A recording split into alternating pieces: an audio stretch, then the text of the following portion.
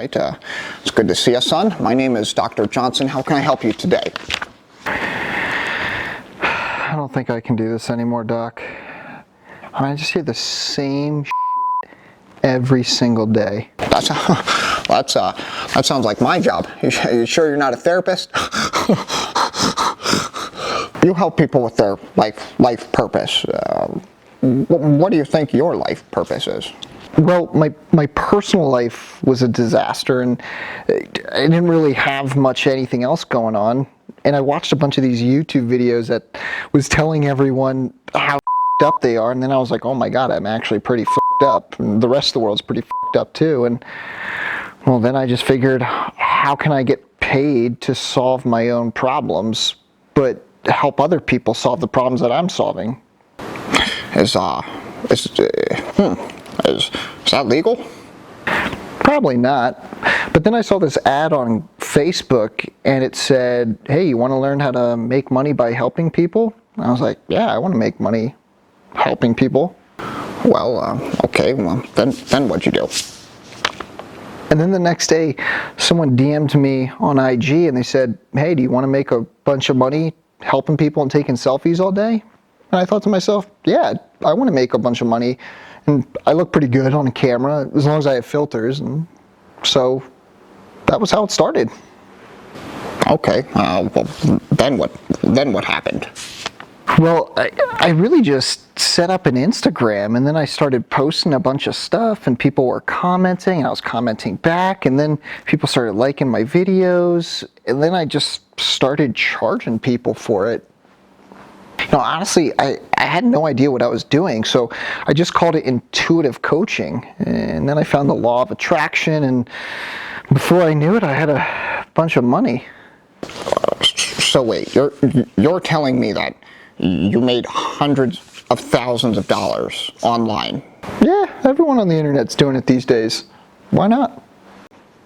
Without any qualifications whatsoever? No, why would I? Have you seen my Instagram feed? It's perfect. Sounds like Tony Robbins. You millennial kids, I'll tell you what, you think you can do anything in the world. It's ridiculous. Jared, does the word imposter syndrome mean anything to you? Yeah. So imposter syndrome is the syndrome that people get when they're disingenuous or inauthentic, or maybe they're starting a new career path that they've never done before, and they feel like they're not worthy to be that role, the role that they're playing. You know, my Uncle Fred has it. My cousin Newman, she had it for a little bit when she started her. It's not important.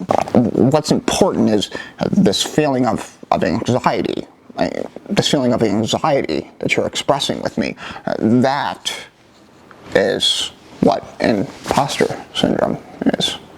Wow, I guess, yeah, now that I actually think about it, maybe I do have some anxiety.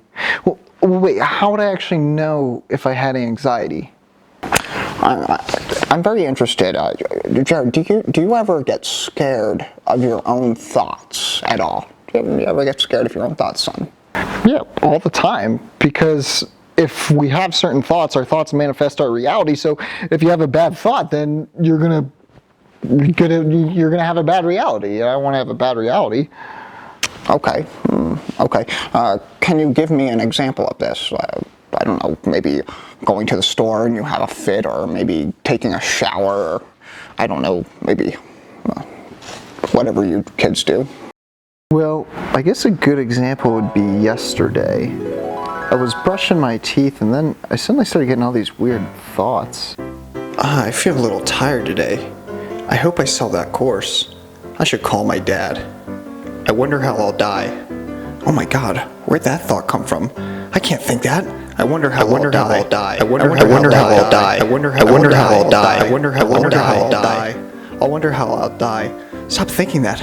I mean, if we manifest our own reality through our thoughts, why every single thought that I have, yeah, I'm worried. No, that's just severe anxiety, son.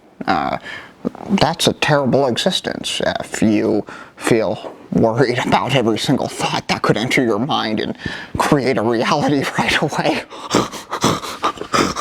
I mean, that's quite a theory you got there, Jerry. Let's proceed. Tell me about this anxiety. Tell me a little bit more about this anxiety. What's that about? Well, I mean, people started reaching out to me on Instagram. I was getting a lot of followers. My heart opened like 3 or 4 times. I had like 3 or 4 heart awakenings. And all these women and even men wanted to have sex with me all the time. And they didn't know it, of course, because my heart was activated. And so they just felt attracted to me. And so I started getting a bunch of that energy thrown at me. I didn't even know what to do with it, really. I don't know, the whole thing kind of felt dirty. Like people just wanted to use me. Oh, wow. Well, wow. Okay. Women wanting to have sex with you, that's a ball buster. I'll tell you, that's a ball buster. Nothing. Never mind. Let's stay on topic. Jared, have you ever heard of the term social emotional object? Social emotional object? Is that the name of a 90s band? What? No, I mean, I don't think so. I mean, maybe it could be a band. I don't know. It's a term we use in psychology when people are objectified for their desires, just their own selfish needs or their own selfish uses. Think of a mother who never had enough attention from her father, so she decides to have children, and she puts them in private schools and the best athletics and gives them the best training and then expects them to be the best so she can win attention and love vicariously through her children. Her children are socio-emotional objects. Does that make sense, son? Does that make sense? Hello? Jared? Jared? Ring around the rosy pocket full of posies. Jared? Hello? Jared? Jared? Well, I don't know what just happened there. Whoa, slow down now. Slow down. That's okay. You're safe. Son, what you just experienced there, that's called a dissociative state. Have you heard of dissociative state? Let's just switch topics here. Tell me more about this law of attraction stuff. What's this law of attraction? Well, I started to think about what I wanted to create in my life, And then I just started taking action around it, really, and then it was like magic. Suddenly, what I wanted started coming into my life. Jared, I'm pretty sure that's normal life. That sounds like normal, good old living to me. I mean, you wake up and you have thoughts, and then you act on those thoughts, and then you create reality. I mean, that's really just normal living. I don't think there's anything special about that, is there? What? No. No, it's called the law of attraction. What do you have a degree in again? Well, at least I have a degree. Let's continue. Tell me, you help people with their life purpose. What do you think your life purpose is? I mean, it's simple. My purpose is to help other people find their purpose. But that's my purpose. Okay, do you see anything wrong with that? Any cyclical or maybe a little bit roundabout or circular? Circular. Passion, my passion, your passion, everyone's passion. They're all just, What? My purpose being purposeful to help other people find their purpose? No, not at all. So let's go back to the anxiety.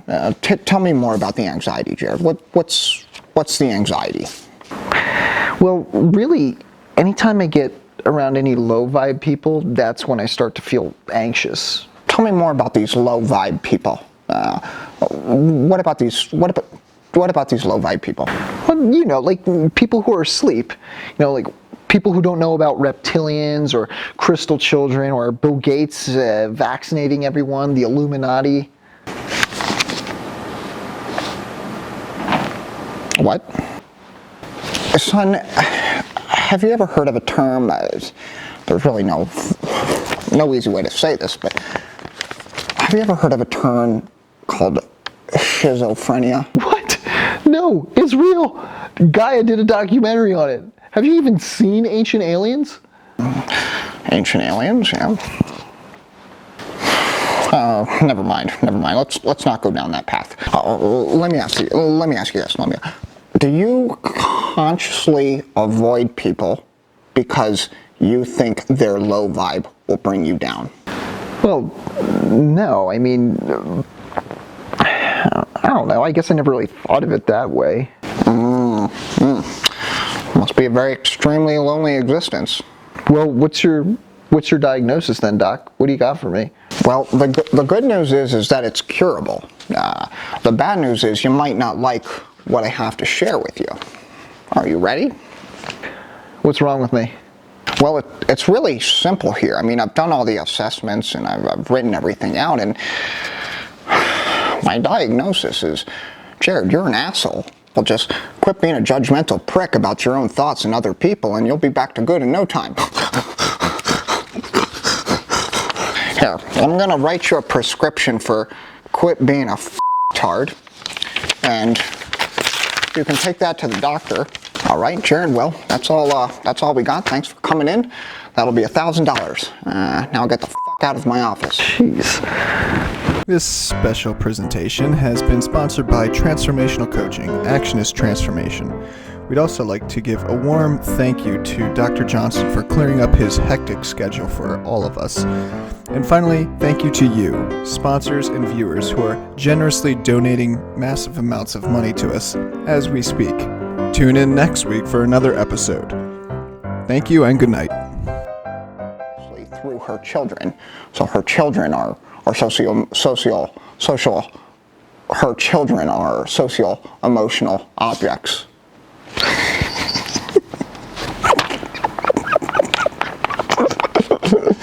This is too much fun. I love this character. This guy's great.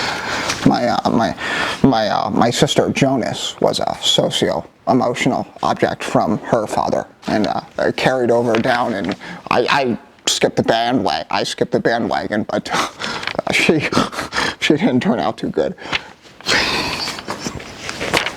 Who the fuck is this dude? I don't know where this character came from. It came up in 10 minutes in my mind. Oh my god.